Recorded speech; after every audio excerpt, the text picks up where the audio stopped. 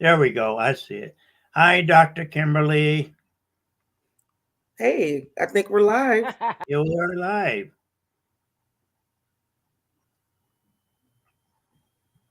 Oh, here we go. Come Uh, on, y'all, it's time. Come on, come on, It's let's time. Come go, on, let's come go, on. let's do this. Rolling on the road With with the the doc, doc. Rolling on the road. with Dave, Rolling on the road with with the the doc. doc. 100 shades of diversibility with Dave and Dr. All Barrett. right, I all heard right, you. that was cool. Yeah, yeah. Hey, and And there we, you are. yes, there I am. And we are live. Dave may or may not be here, not sure. But I am so excited. I'm trying not to have the gigglies because You I am. go ahead and do the gigglies. Okay. I'm trying not to have the gigglies because, oh boy. All right. Yes. Let me, I'm sweating here a little bit. Whew. Because I am so excited to say that I have Chef O on my show today. He had a show for about 11 years on GRTV, which Mhm. I'm excited to say that GRTV now carries 3 times a week, Rolling on the Road. So I'm excited. Yes, let's clap, clap, clap, clap, clap. We're excited about that. So I feel like I'm following behind you in your footsteps, you Wow. know, and I mean, you really set such a high bar of what a show needs to look like. And I just enjoyed it and enjoyed the recipes. That was one of the things that my kids and I try to do together.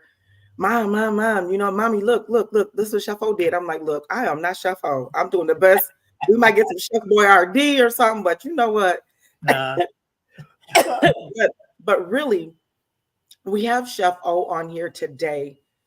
We'll talk about all that other stuff, but he is a two-time kidney receiver from the Gift of Life. And you guys know how I feel about Gift of Life. And with so many people, as we've heard over these last 6 weeks or so, that there's over 2,400 people here in the state of Michigan that are on the wait list for organs, about 1,900 are for kidneys. How did you end up getting two? well, let's go back a little bit. It all is was a blessing. That's all I can say is a blessing. Yes. Everything I do, I have to tell people it's a blessing. It's not luck. It's a blessing. My Hmm. first kidney failure, in fact, I just celebrated this past summer, July, my 40th year of being a kidney patient. I was on dialysis from 1985, 1983 to 1984, and then in 1985, I received my first kidney transplant in 1985, January 29th, 1985. And I went 23 years with it being doing very successful. Then, of course, what the doctor told me when I left hospital, remember to put this in the back of your head, it may reject one day, maybe Hmm. tomorrow, maybe next week, and maybe 10 years from now. But Yeah.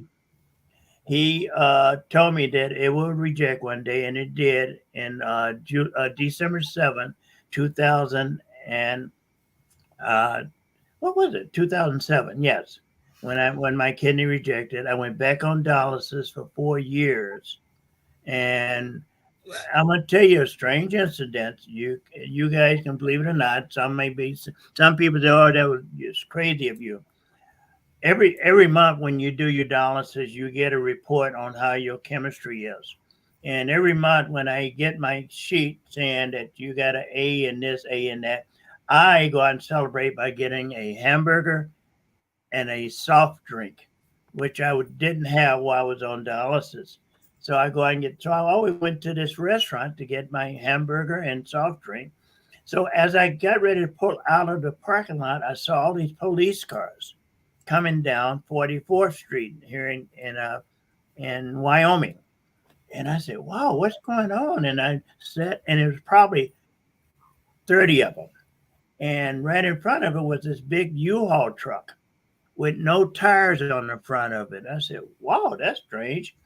And so it went past me. Then all the police car went past me. I said, I'm going to follow this. So I got behind it, and they went about a block and a half and turned left on the next street, turned left going north.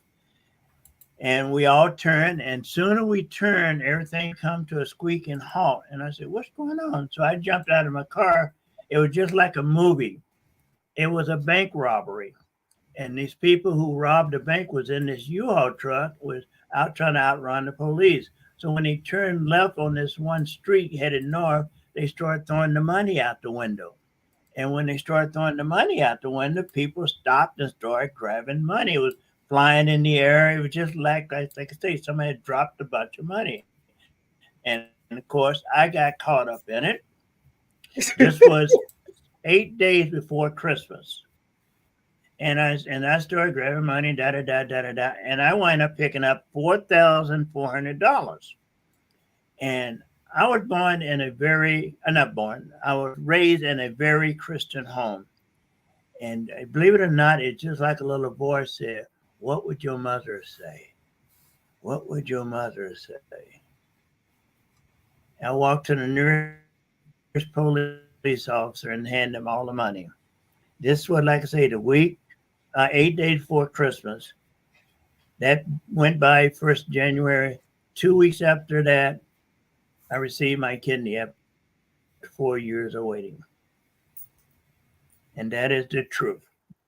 So somebody said, "What if you didn't get the money back? Will you think you got your transplant?" I don't know, but I look at it as a very good blessing of me doing the right thing by giving the money back. Because it kept that little voice saying, "It's not yours. Give it back."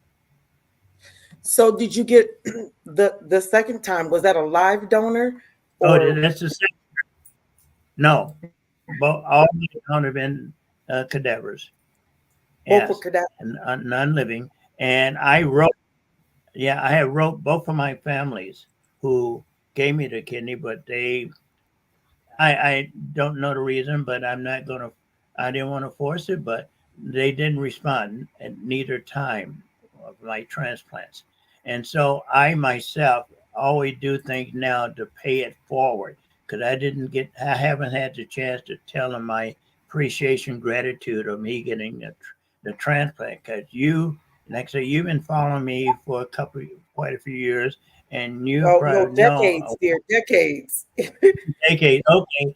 And my life have over the last 35 years, 40 years, it have just went leaps and bounds of the achievements that I have done. As you know, that I'm a very successful chef.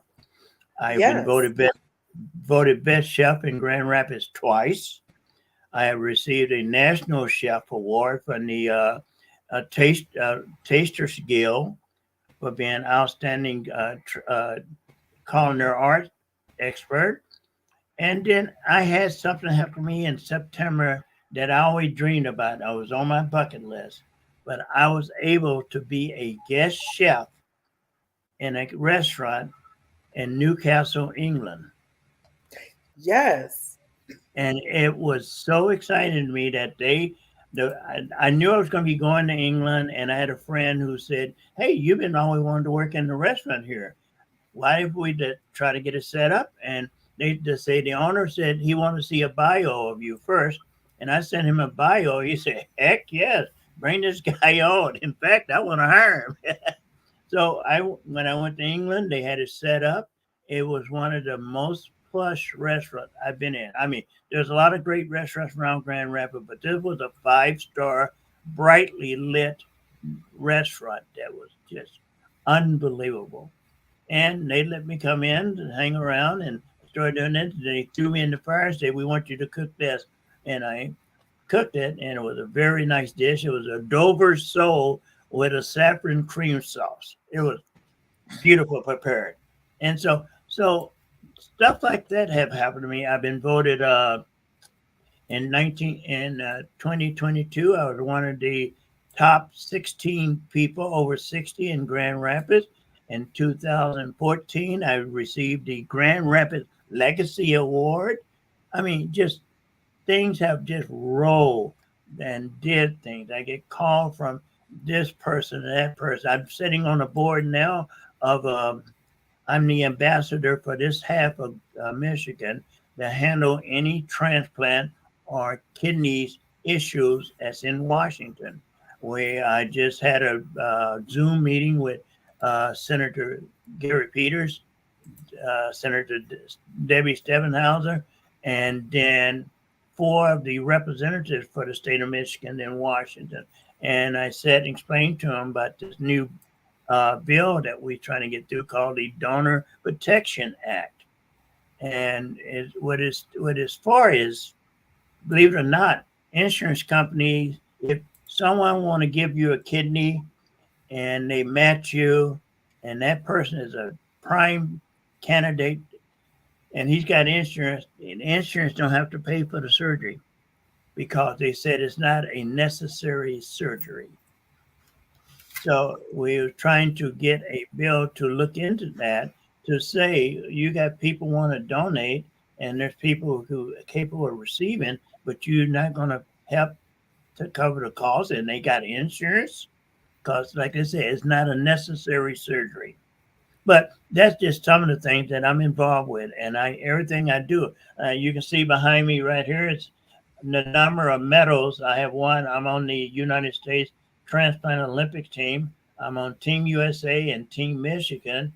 And so far, since I've been competing with the team, those and the one, where am I? Right here in these cases, Yes. are the medals I have won. I have won altogether 35 medals in competition in track and field, tennis. Most of them are from tennis, pickleball, and fencing. I'm also a fencer for the United States.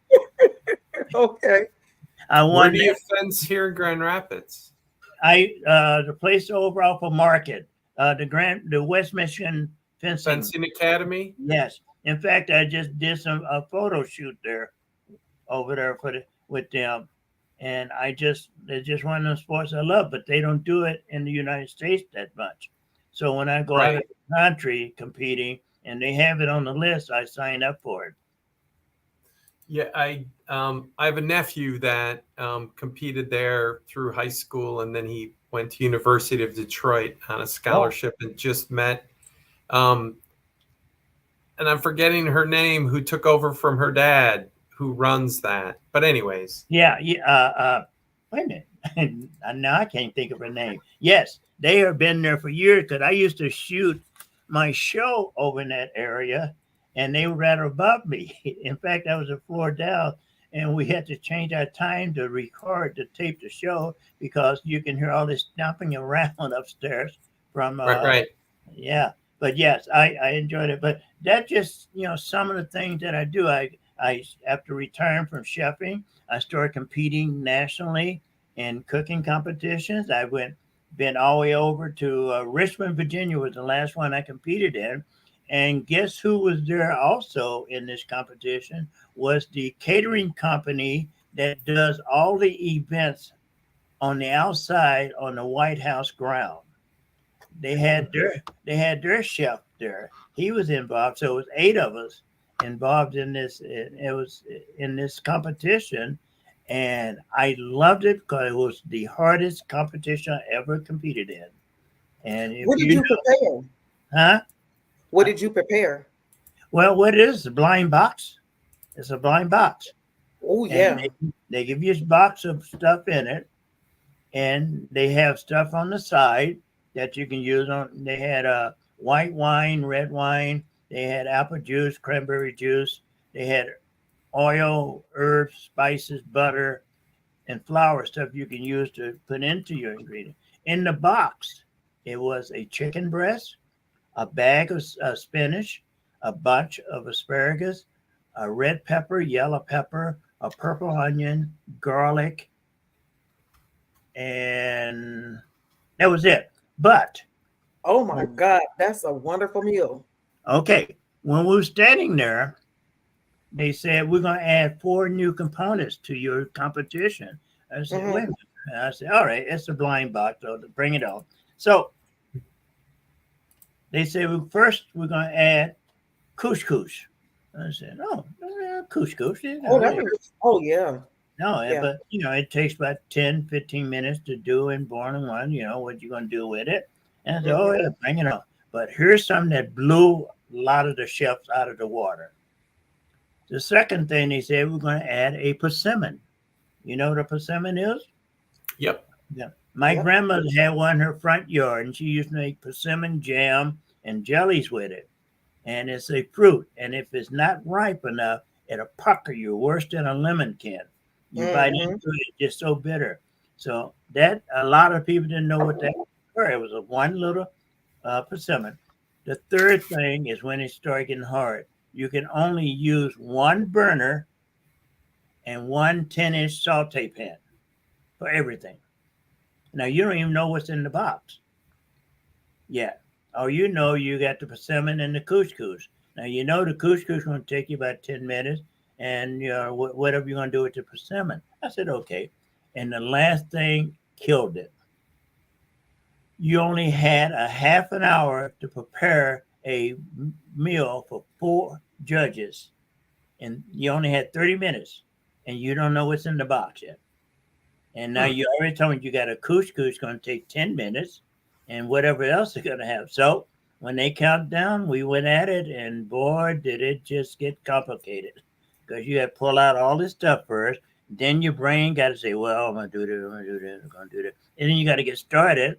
And then you get started, and they said, you have 20 minutes, you have 15 minutes, you have 10 minutes. And when it got to 5 minutes, we had to start plating up, get the plates ready, and get going.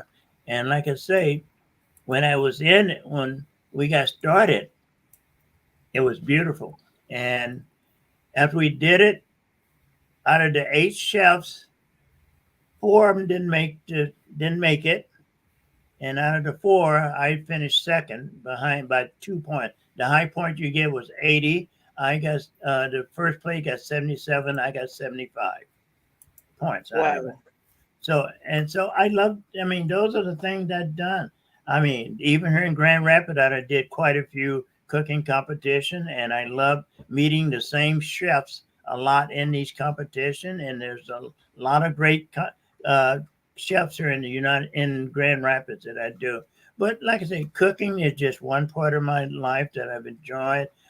Been an advocate for kidney transplants and organ donors. When I travel out of the country or in the country doing speaking engagement, that's what I mainly touch on. I talk about what life is like after a transplant, after being on dialysis.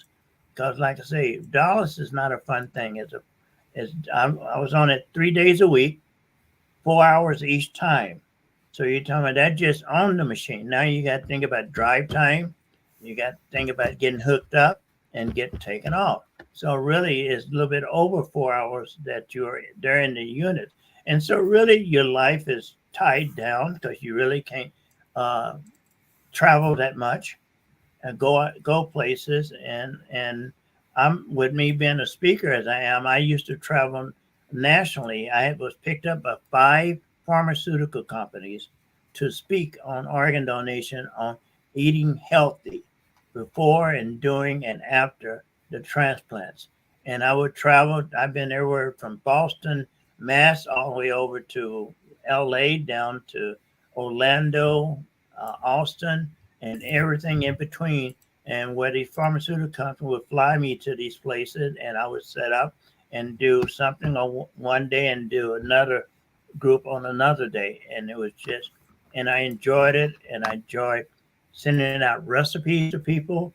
Because I get still get emails from people now asking for recipes that is not high in potassium, high in phosphorus, low sodium.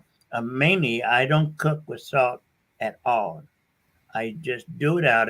I use herbs and spices and then I do a lot of things with liqueur. I mean, somebody said you got a liquor cabinet that's beautiful, Yes. and you We only said, cook. You yeah. only We cook said with it. thank Chef O. We want to say hello to Shayna. She is. Oh my goodness. I'm sorry. When I see those the flashing lights, Oh, something's happened over here. I see the ambulance coming around the corner. Uh-oh. But we want to say hey to Shayna. who is in Bel Air, Maryland. She is the Oh, reason why we have you. She wanted to um, do a show with someone who has received a kidney transplant. And this is Dee. She says, "Good afternoon." She is, let's see. Yeah, there's DVD worldwide. She's worldwide, all right. She is down in Georgia. the Georgia Bulldogs. So we want to say a special thank you to Shayna because she was like, "Are you guys going to keep going on with the show?" And I was like, "We are." And I said, well, "Is there something you want to see?" She said, "Yes." Can we do, kidney transplant? Now, one of the things that you mentioned, besides having two, is that the first kidney you had for 23 years. Yes. Did it make it easier for your doctors to say, yes, we want you to get another kidney because you had the longevity of the first kidney and then how well you lived your life? Well, they both go hand in hand. How well I live my life. I follow my doctor's instruction, medication, the food that I was eating. And, with being a chef, people say, well, you got an advantage. You can come up with anything. No, you still got to watch what you eat and how much and the intake, fluid intake. You still got to go by it. And a lot of my restriction I learned to deal with. I mean, there's changes you have to go through if you want to live a healthy life. And even my doctor today, I just did blood work on yesterday, and my numbers came back beautiful. And my doctor's always saying, "We wish we could have more patients do what you do about trying to stay healthy instead of having numbers go up and out of the thing." One of the biggest one was the A1C, and Yes. yeah, that one, or either the fluid intake by getting too much water into their system. I just try not to have carbonation water, like carbonation drinks like Coke, Pepsi, any of those things. I try to stick with juices, or I make tea or lemonade and stuff like that to make drink. It's not carbonated, but I just mainly do what they tell me to do. When I walk in their office and they say, "Well, Miss Hale, Chef, we want you to do this," and I said, "Okay, bring it on. I will do it." And I think that's what a lot of people say. My first transplant, and even now the second one, I'll be celebrating the 13th year in January. Believe it or not, January 13th. I received the second transplant on Friday the 13th. That was Oh, crazy. wow. Yeah, I got the phone call. I thought it was a joke. At 5 o'clock in the morning, I get this phone call on Friday the 13th. They want to know what I was doing. They said, "Well, it's time." I said, "Well, don't be joking." And that it went in that morning and got the transplant that afternoon. So I just advise people just uh, be in compliance. In being in compliance, there's some people I met who said, "I know my body better than my doctor, and I'm going to a funeral," because they do not want to abide by their doctor. They get fluid overload, or they get congested heart failure, and there's a whole bunch of other things that can happen. How Okay, long? Shayna has a question for you. She wants to know, how long was your recovery time? Okay, the first one was probably in the hospital was 8 days the first time, and then slowly getting back into it was probably almost 2 weeks. The second one I was on in the hospital not even 4 days, and I was up moving around, and I was back at it after probably a week and a half. Because don't forget, I was a very active athlete. I mean, tennis and the track and field, and now the pickleball. With all those, I was outside exercise, and I jumped back into it with my doctor okay by taking it easy and start getting back doing what I have to do. And even now, when I play the sporting, not only play in transplant competition. I play in everyday, the normal competition. Like I just played one this summer here in Grand Rapids where we took a third place in pickleball. and I was out of the hospital not even 3 weeks after that. I mean, 3 weeks. I was on the pickleball court, and I played twice after I got out of the hospital. Then played in the tournament, and we took third place. Sir, how young are you? How young at me? Oh, that's getting personal. No, I'll be 71 in February. Wow. Wow. Yeah, and so I'm just trying to keep this body moving and keep it going as much as I can. I know I'm a little bit slower than I was 20 years ago. Who's not? But I want to do as much as I can. I now I'm happy that I'm over 70 because I can play in the 70 and over tournaments. I don't have to play with the young kids no more. We have another question. What advice would you have for someone that may need a transplant? I said, first of all, you need to uh, go in and check with your doctors. And is she waiting for a transplant? No, I Um, think that she's asking a question. She said, "You look amazing." oh, oh boy, what are you drinking over there? No, no, but my advice is to first seek medical attention and see what they say is wrong. Then taking steps there. If it's going to be, you're going to need a transplant. Start taking steps to stay healthy enough so you can receive this transplant. You may not know that some people get bloated with water. Some people have their chemistry may be off. I just started looking at what you can do to get ready for this transplant. I just had a friend who I used to work with wind up calling me and saying that they needed a transplant. They got transplanted in about 8 months.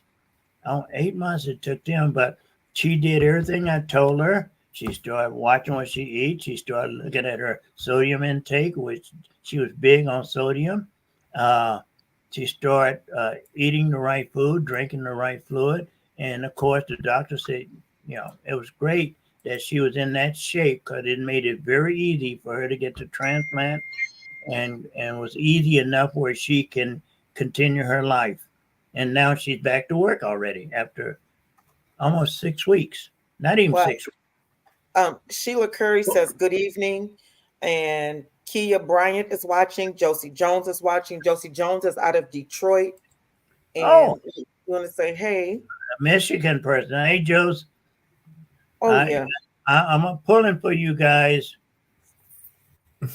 on January 1st for the playing Alabama. But you may notice everybody see this on my shirt. The team you just beat. oh my gosh, you have jokes." So you need to know, Chef O, that we are in all 50 states and we're in about You 12 are. countries.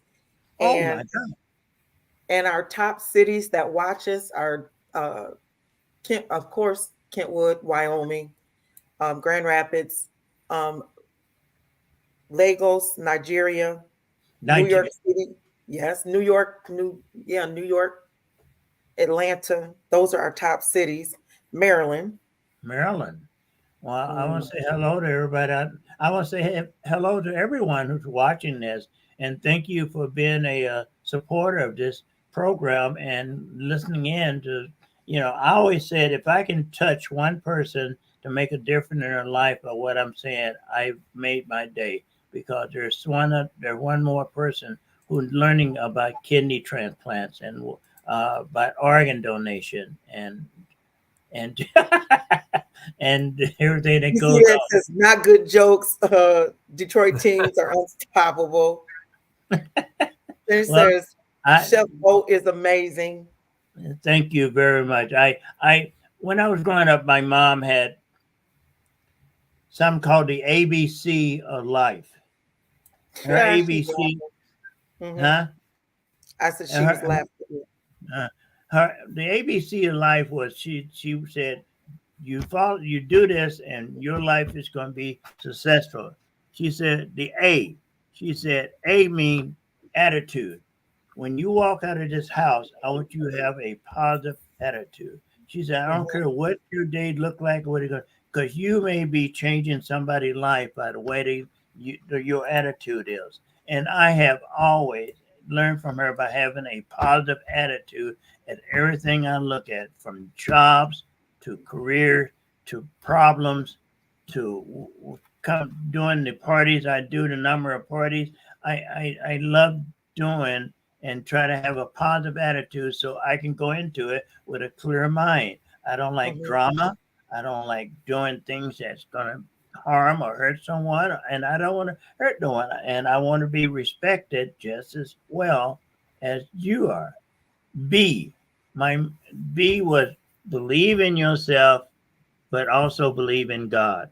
You have to believe in God. You got to have a higher power to believe in, because everything is done through Him, and people don't realize that. And they keep asking me, "Oh, you're just so lucky." You No, I'm not lucky. I'm blessed. I am very blessed because I believe in what I do, and I believe in sharing my life with people about how I carry it and the way I do things. And Mhm. and C is compliance. There are rules. There's a stop sign say you stop at the stop sign. There's rules say you don't enter here. You don't do this. You don't do that. And you have to follow. These rules are set for reasons.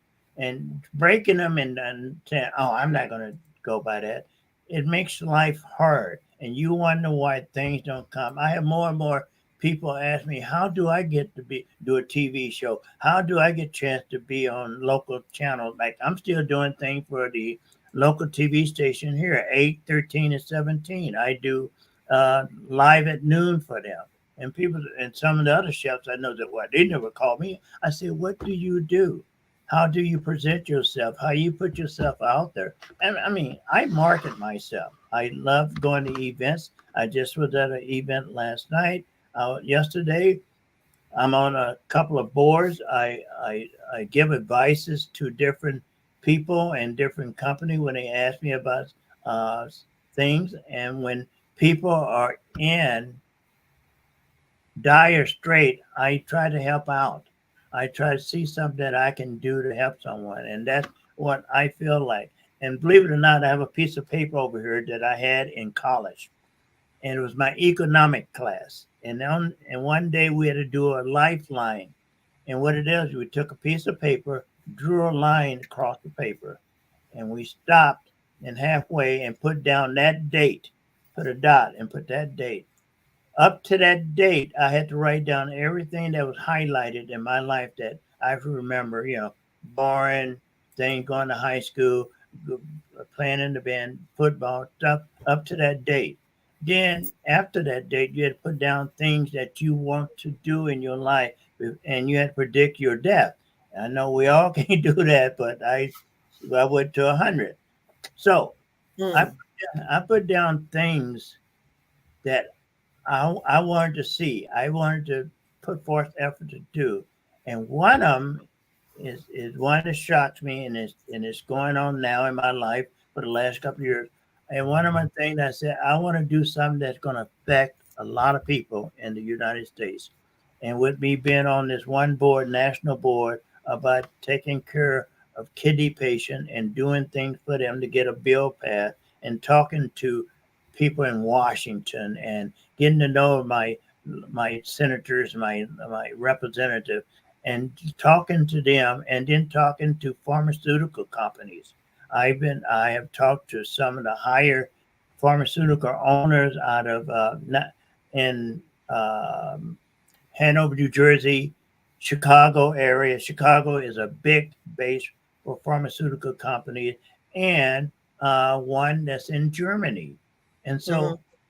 so anything I can do to help someone, because I'm in a position to do it. I get phone calls to show up here, show up there, to speak to a group. And if I can do this to help things move forward for someone who's sick, or someone like Shannon and many others who are waiting for a transplant, want to get transplant, I want to make it possible so they can go and get a transplant without suffering and waiting the years.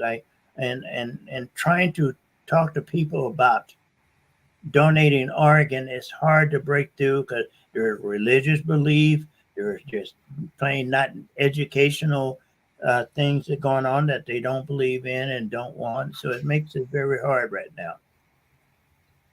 So, like I say, I just enjoy doing what I'm doing. Shayna says she's enjoying your positive vibes. Thank you, Shayna. I mean, pick up on them and take it and run with it, and hope that I can. So she asked, can you give us some advice on how to get others to become donors? Woo! If I could do that, I'd be a millionaire right now, Shayna. No, but what I do is I use myself as an example. When people, I don't go around with a sign saying I'm a transplant recipient. I do wear a pin like your pin you got. I do have my I do wear my pen. yeah. Yep, No, yep. I got my Donate Life patch right here on my shoulder, and when I wear a suit coat or in other items, I do. But the people are shocked to see me as a transplant recipient because they say you look so well. I say, what do you expect to me to look like? They think I'm in a wheelchair or bedridden or whatever. So my advice, Shan, is to just talk about it. Just talk about it. Talk about your ill. Like if you're waiting for a transplant, talk about it because you may not know that person you're talking to may have the heart saying, "Hey, let me check out my blood work. Let's see if I match you." And I get cut. We are finding out through the gift of life and also the United Network for Organ Sharing out of Richmond, Virginia, that we are getting more and more people are being living donors for kidney patients because you can live on one kidney, and more people are having their coworker or I just met a lady last week who want to do something, but she said, "What can I do? I don't have them." She wanted to donate a kidney to someone. And that is so heartwarming to hear somebody out of the blue want to make someone's life better by donating a kidney. So the best advice I can tell you is just talk about it, Shannon. I mean, and hopefully that you will find that somebody, some people have walls up, but there's somebody may say, "Wow, I never thought about that." So just Well, we're getting a lot of hearts behind that. I'm watching online, and there's a lot of hearts that are going up. And I can definitely say, since I did my donation in April of this year of my husband, we have probably educated more than 5,000 people. We've wow. had we've had more than 300 people say that I am now a donor. I now have signed the card because I've seen the show and they've done the education. And Shayna says, "Thank you for your information." You're welcome, Shane. Well, I found that out by doing volunteers at different health groups or health organizations, or even at sporting events. We set up tables and try to get people to. And what I love about when they come by and they come by with their driver's license with that heart on it, that is so heartfelt. And it's now is less than we find it not less impossible, but more and more people are signing donor cards. They putting that heart on their front, and they want to be a donor. And then those that don't have it, they should look at it and say, "I want to do it," and we take their name and driver's license number, and hopefully put their name on the list. So, like you say, there's awareness out there, and all it takes is education. And thanks to through media, social media, by podcasts, shows, or whatever, and the things you do. And by me playing pickleball, I belong to the Grand Rap Pickleball Club, and there's people still are shocked to see that I'm a transplant recipient out with them playing pickleball. And I said, I can do almost anything you can do. I mean, right now, it's not. I don't have any restriction, and just go for it. That's all I do. Well, What? it's almost our time, Dave. Yeah, well, you alluded to it kind of quickly. You said you're still doing some stuff locally with TV8, our NBC affiliate, TV13, ABC affiliate. Are you doing other teaching? Long ago, I don't know how many years ago, but when you were involved with the Blue Cross Blue Shield effort within the African American community and African Yeah. American churches, I was at your presentation at the Kroc Center. Kroc Oh, Center. the Croc So, Center. Yes. Yeah, Yes. I mean, again, I mean, just how are you still doing a lot of teaching or some teaching? Because Well, it's slowly coming back because COVID stopped everything. right. Start everything. I You mean, know, it started this. It stopped everything else, but it started rolling on Yes, the it boat. did. But anyways, well, thank you for that. But yes, I am slowly getting calls now about appearing at different places. In fact, I just booked an event in Austin, Texas for February. nice. And there, and then I've been asked to appear at a national seminar, and they wanted me to do a cooking demonstration on something. And when I do this, I even did one. The name of the dialysis company, DaVita. Yes, that's the to- dialysis company. Yeah.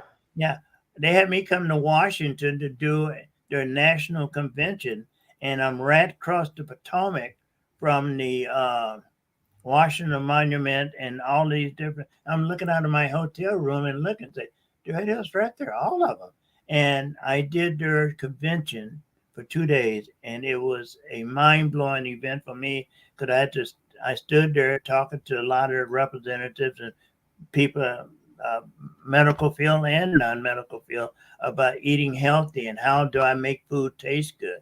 When I was traveling doing the dialysis center, I would get set up in the lobby or wherever they have me set up to do the cooking, but I show people how to simplify everything that you can do, and you don't have to eat cardboard or paper. I said, here what you do, you add this spice and that spice and different spices to make things taste good. And you don't need that salt. You don't need salt. And I showed them how to use certain things, and it was mind blowing. But slowly but surely, it's coming back. I already been contacted by two other pharmaceutical companies that I didn't know the name of that's getting out there, and they want me to come to Columbus, Ohio, to do something. So the phone is ringing again. Good. And Yeah. Dave, thank you for appearing. I mean, coming to that, and my feelings and the way my motivation is that I love it. I just love doing what I'm doing. And right now, with me being retired, I have more time to do it, and it just I didn't hear when you were retired, sir. Retired from I'm retired. Well, I'm retired from restaurant cooking. I mean, let's say okay. I'm not a full-time chef in a restaurant no more. I freelance. Like I get restaurants calling me and saying, "Hey, we got a big function coming up. Can you give us a hand?" Hey, last year I did 5 and 7-course meals for one restaurant for 4 months. For 4 months, that's the only thing I was doing was their fine dining, 5-course, and I got you to do something I never did before.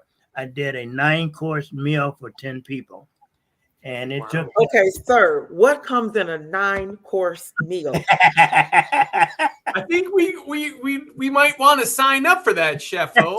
I mean, I have done a 4-course meal, but a 9. Yeah, it took them 4 hours, over 4 hours to eat, and a Was 9 it in a course. private home or in a restaurant? It was in a restaurant in a certain division of the restaurant. It wasn't in the dining room. They had a room that people could rent. And I did this 9-course meal for these 10 people, and they were just blown away because, first of all, you got to put together the 9-course meal that can be complement each one of them for the palate pleasers, because you kids can't put a bunch of spicy stuff or a bunch of sweet stuff. You got to fix it where your palate can bounce around, do things, starting from the appetizer all the way down to the end course, which is grapes with fruit, nuts, and cheeses that you serve with a cordial or brandy or whatever you're going to have. That's your 9th course. But I mean, I love to play with people's taste buds. And one thing I do when I do parties, I don't like repeating things, because I don't know you, Dave, going to go to Dr. Kimberly's party, and you're going to say you had me at your house, and you say, oh, this is the same thing he fixed at my house. No, I want to do something different. And so, like my last party I did, I used quail on them. And this is quail? I said, yes, I'm going to do quail. And I made an appetizer with stuffed quail with figs, goat cheese, and I had it in breadcrumbs. And I served it over a roasted red pepper polenta. I, I Right. missed lunch today, and I think we need to Okay. I think end these conversations soon, Dr. Kimberly. I was Or I'm gonna going to say order Chef O to go. I think we might have to. I mean, maybe he needs to come and do our, our Christmas show. We can come and do it on the campus, and he can show how we can prepare something in an accessible kitchen. Hey, if you want to do a Christmas, I mean, it's kind of late now. It's kind of hard to do it now. But next year, think about it. We'll do a Christmas show where we're going to do kidney-friendly dinner, and I need some tasters, a quality control taste. You guys going to sign up for Shane is going to me, fly in for that. it? oh my gosh!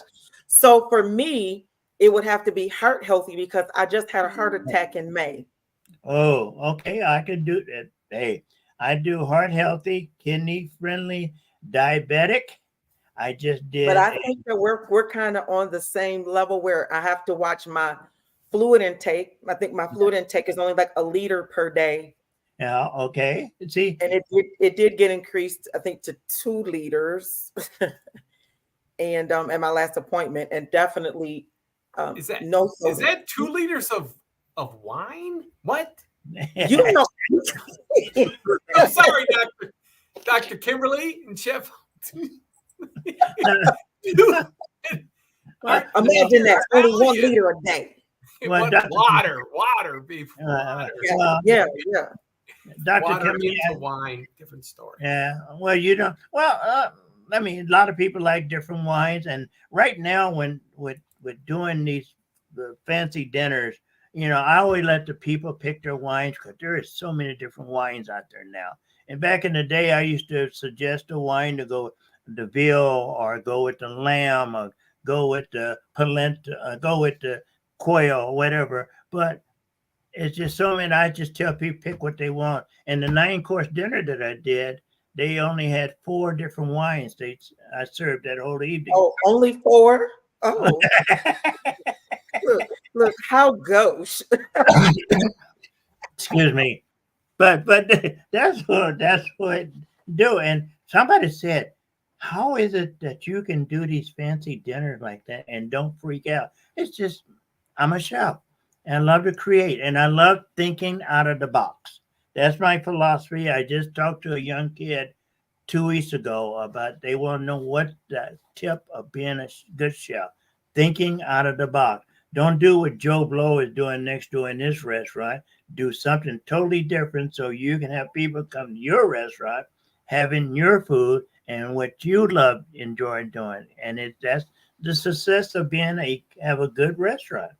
And so that's why when I do my dinners, I always try to come up with something that's going to be wow and crazy, and the things I do. And thanks to one guy, and I'm gonna say one guy only, who helped me when I first got ready to do the show in 1999.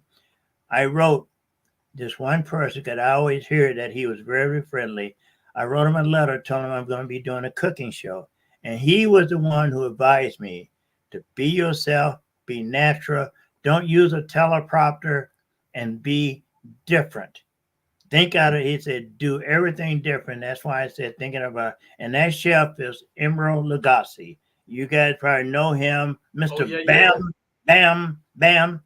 When I talked to him and asked him these questions, he wrote me back a long letter suggesting what to do and what not to do to make the TV show successful. And the first thing he said, don't put your recipes online. I said, no. I said, everybody gonna want it. He said, no, when you get ready to do a cookbook, well, how's it gonna sell? Because everybody's gonna already have the recipes already. So why should they buy your cookbook? So I've had help. I have people who stepped up and gave me the opportunity. I have restaurant owners who have hired me, and I was surprised. I mean, one of the top families here in Grand Rapids that I have worked for, and I really have enjoyed them. In fact, I've been around them now for almost 22 years. It's the Nodos family, who is an Italian restaurant, and I have Oh yeah. did work for them, and they have come to me to have help with them on some different parties, and I have enjoyed it. And they have treated me very well over the 22 years, and they know that I will help them as much as I can when I can if they need it. So it just I've had the opportunity, been blessed with good owners, good managers, and employees. Oh my God, I have had hundreds and hundreds of employees that I have worked with who I try to not put them in a position, because if I can't do it, I don't want them to do it. So I'm not going to have you doing something that I cannot do or that I won't do, because I want you to enjoy what you're doing and not make it too hard. Chef So, O, I don't know if I have my gigglies out yet. I mean, I'm just getting excited, especially when you said emerald. I'm like, oh my God.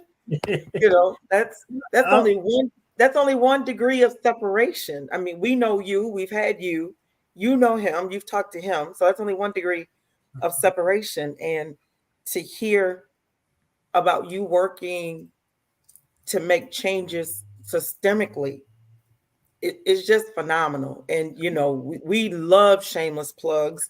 So we appreciate all the plugs that you have made on today. yeah, And we just appreciate you. And as always, I believe that all of our viewers were able to learn something today. I hope And so.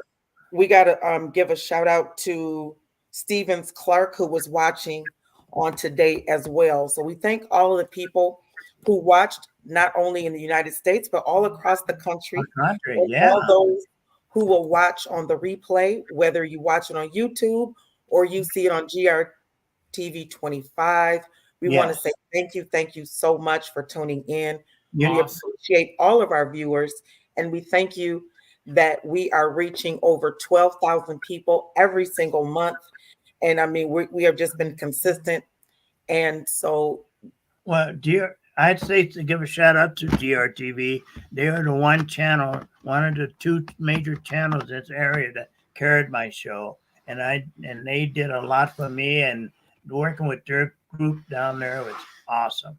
Was totally awesome. And back to not giving people a plug, but over my time as a chef and traveling and doing it, I have met so many movie stars.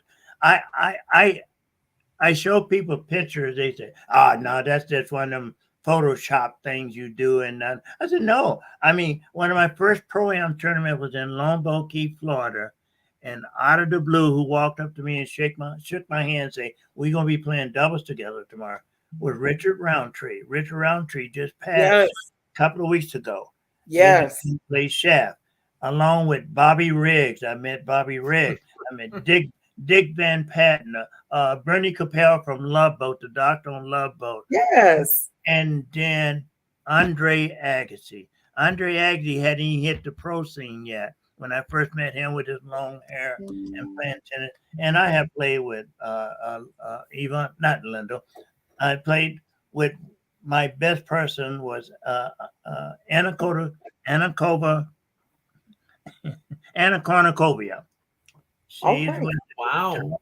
yeah, played with her. And then the one that really blows everybody, I was doubles with Bruce Jenner in 1989 in a tennis tournament. Bruce Jenner, yeah. Wow. Well, yeah, I'm not gonna say that, but I can't play doubles with Dave, Dave, you see Mixed this? doubles. Yes. doubles. Yeah, Air I quotes, air quotes, air quotes. yeah, but But no, Dave, look at this. but 1 degree of separation. yeah, Yeah. but the opportunity that I've been in these places, I stood in a restaurant. Here come Ernie Hudson over to sit with me. Ernie Hudson was the Afro-American guy in Ghostbusters, and Yep. he played on a lot of different shows. And I met him, and I said, "Yeah, I'm right up the street from you. I'm in Grand Rapids. He's in Benton Harbor." He's from Benton Harbor. Yep. Yeah. Hmm. So like the one thing I tell people is one thing, like my mom said, when you're out in the public eye, do your best because you never know who's watching. Absolutely. And with that, sir, we are going to, that's the best way to end the show. Thank you so much for coming. And we appreciate you. And don't go anywhere. We're going to talk to you in the green room. All right. Thank you.